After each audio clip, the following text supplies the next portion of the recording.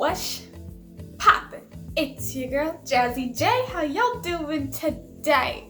Welcome to my channel. If you are new around here, welcome. If not, what is up, buttercup? It is Sunday. It is currently 6 o'clock in the morning. I just woke up. Now I figured I might as well go ahead and film this because I've been thinking about wanting to film this topic for quite some time, and that thing is anxiety. I have not been clinically diagnosed with anxiety, but I have a lot of the symptoms, I guess you could say, of like social anxiety. And I wanted to talk about how to deal with them if you find yourself in the situation, or rather, I guess, how I deal with it when I find myself in that situation. And then you could take it from here and do whatever you would like with that information. Now, disclaimer, I am not a therapist. I am not a doctor. I am not anybody clinical who has a degree in this area. Therefore, you can only take what I say with whatever you want. I don't know, if you want to take it with a grain of salt, then take it with a grain of salt. I'm just speaking from experience, okay? But if you feel like you really need help, go see a doctor. Go see a doctor. These are just some of the coping mechanisms that I have come up with for myself that I know work for myself. And if you haven't tried them and you'd like to give it a try, then by all means, give it a try. If not, don't even worry about it. But hey, you might as well listen in anyway, right? Yeah, why not? Coping mechanism number 1. For regular anxiety, I know this happens quite a bit for just people in general. When I have a regular anxiety attack,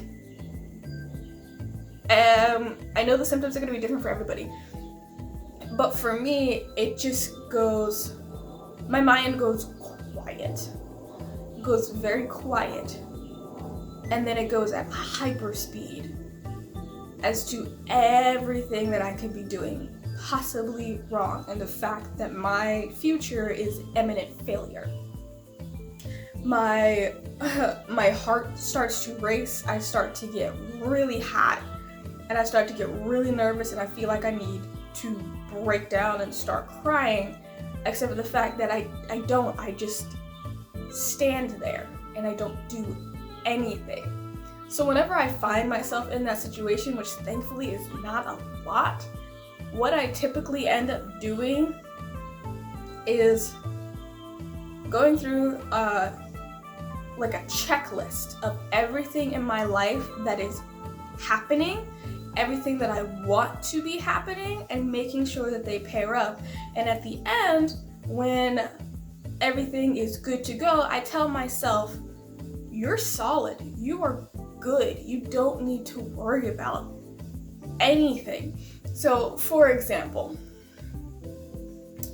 I say to myself, you have a job, you have an apartment, you have friends that you like and that like you, even if it's not a lot. You have a future in your vision. You enjoy, you know what you want to do financially wise, like you're covered on all 3 retirement bases, you're in the stock market, you are good to go.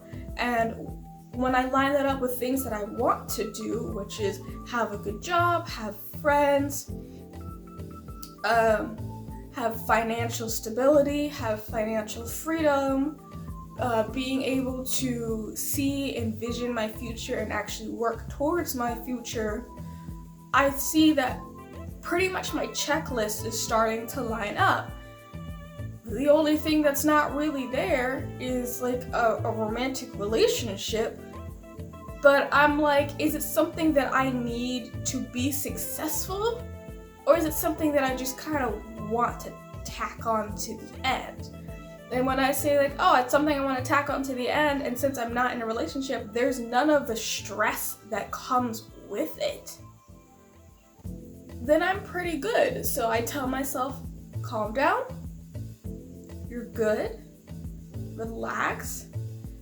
And then I don't know what happens after that, but my body just automatically like calms down right away. My heart rate slows down. I'm able to start thinking properly again, and I'm able to start moving. And I'm like, yeah, there's no reason for me to be upset. I'm literally on the track that I need to be in order to get to where I want to go. And if some of you guys believe in God, fine. Say that you're on the path that God wants you to be on. You're not doing anything bad. You're not an alcoholic. You're not into drugs or anything like that. Or if you are, you're on the path to being sober and getting over it. Like, whatever it is, wherever you are, wherever you want to envision yourself, if you are having an anxiety attack, at least for me, I think just going through that checklist and making sure you are comfortable where you're at right now with where you want to be, that helps calm yourself, at least a little bit. If you need more, then go ahead and look for more. But that's what I have for that. Number 2, this pertains more to social anxiety. I am the type of person where I do not particularly care for human contact all too much, specifically that of strangers. I am a very physical person, so when it comes to my best friend, I enjoy giving hugs. I enjoy kind of like hanging on her. I enjoy like just touching randomly. That's typically what I do instead of being verbal about my platonic love for her as a friend. But when it comes to strangers, especially at a party, I'm the one that's in the corner, in the back, away from everybody, trying not to draw any attention to myself. And the only reason I'm at that party in the first place is because some of my other friends said that they wanted to go. They promised me that they would be with me the entire time because they know how I get, and then they up and left. So now I'm in the corner. What do you do in that situation? I found for myself, if you find yourself in a corner or you find yourself alone, find a source of fresh air. I know it sounds cliche, but having a source of fresh air is really going to do wonders for you. Just that notion of having something not there, something that's not human right there. It just makes it so much better. If you like pets, go and find a pet. If they have pets, make the pet your best friend for the night. If that's what you need to do to get over it, it doesn't matter what type of pet it is. If it's a dog, if it's a cat, if it's a lizard, or a rabbit, or something else, so long as you're not allergic to the pet and you like them, I think it's a great way to just calm yourself down.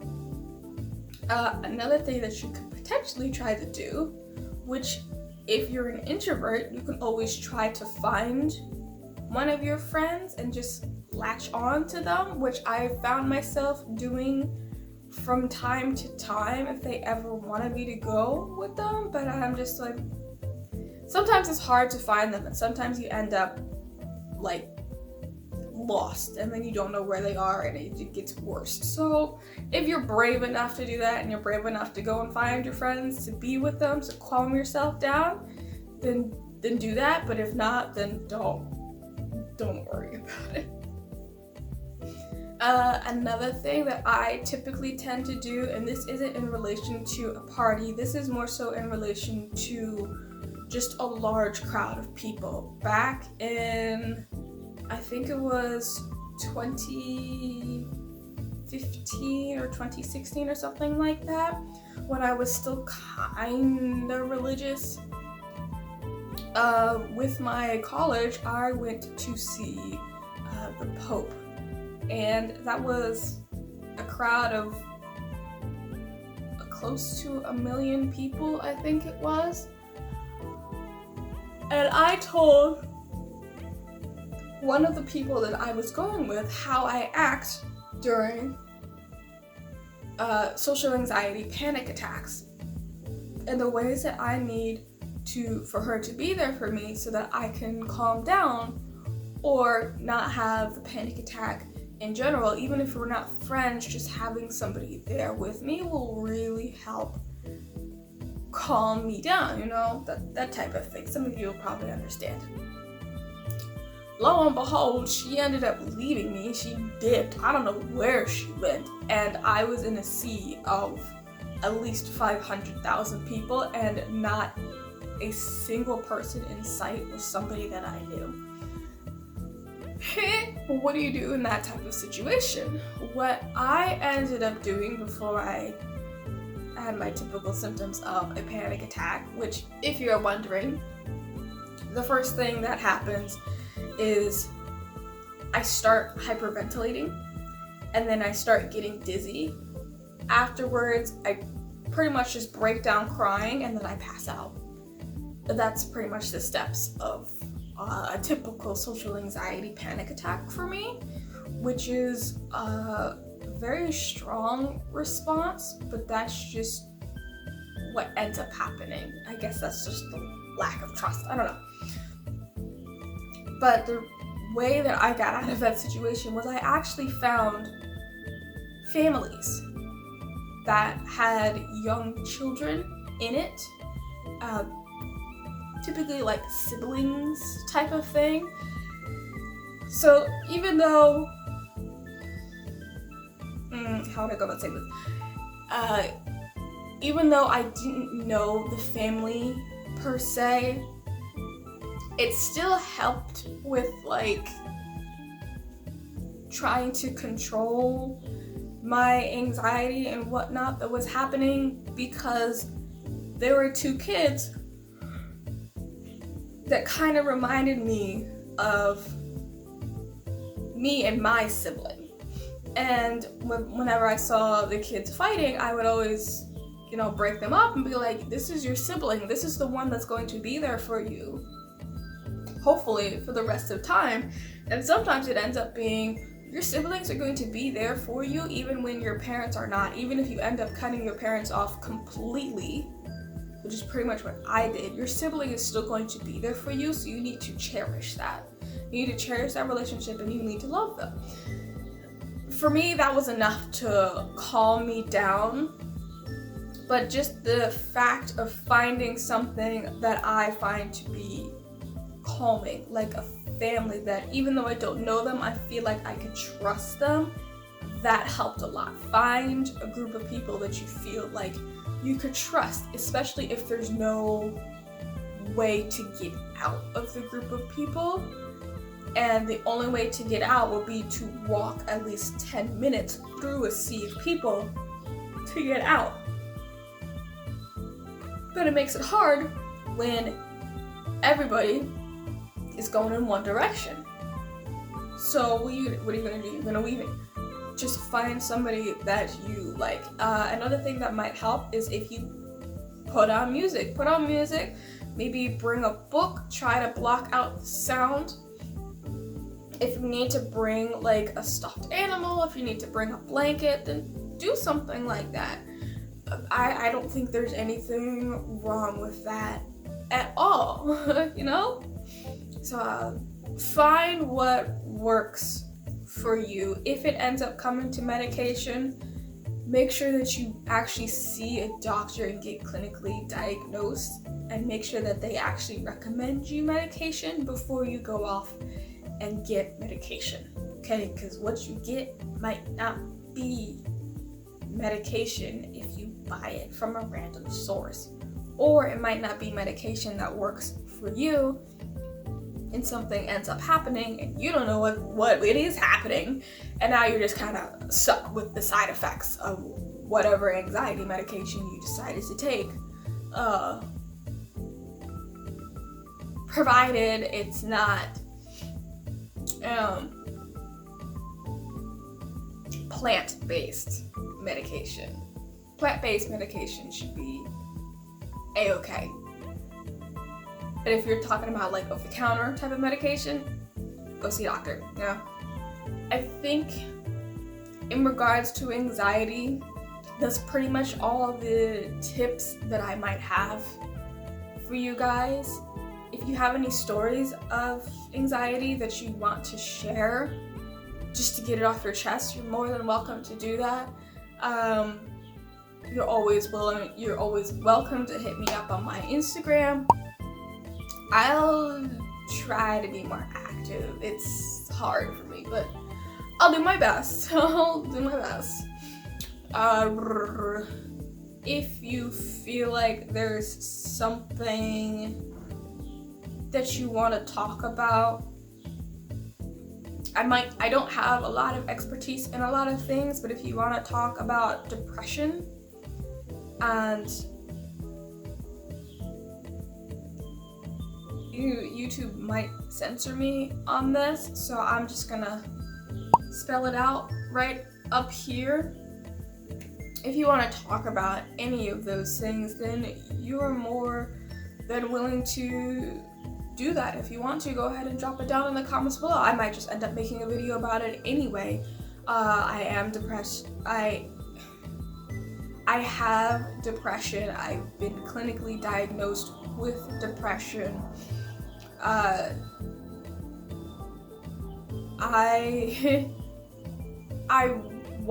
still am passive, this word up here, where I just, instead of actively trying to end things, I passively think about it. Like if, I always told like a counselor, if a semi-truck was going to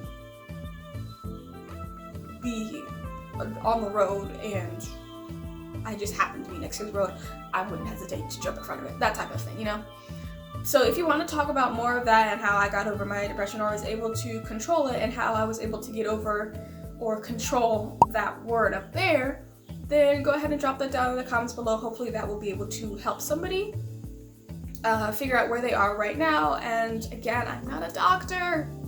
I'm not a psychiatrist. I'm not a therapist. I'm not anybody who is clinically trained in this area of expertise. I am just somebody with quite a lot of experience with it, especially in regards to family not being there for you. If you want to talk about what to do when your family's not there for you, at least what I did, then we can always do that. But I thought that this might be some good like big sis advice about what you want or what you feel like you need to do in order to kind of get a grasp on your life. So if you liked this video, go ahead and like this video, leave a thumbs up, subscribe to the channel because I love to see more subscribers. I will be trying to actively post at least one video, hopefully all 3 every single week.